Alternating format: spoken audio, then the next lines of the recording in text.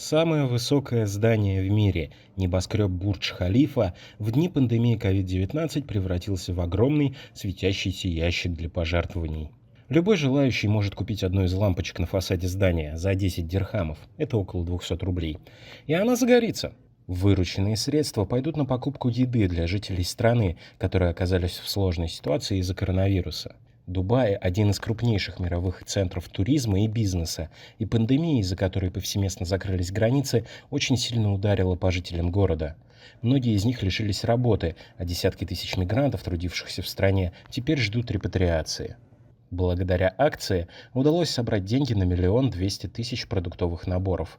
В Объединенных Арабских Эмиратах зафиксировано почти 19 тысяч случаев заражения коронавирусом, 201 человек скончался.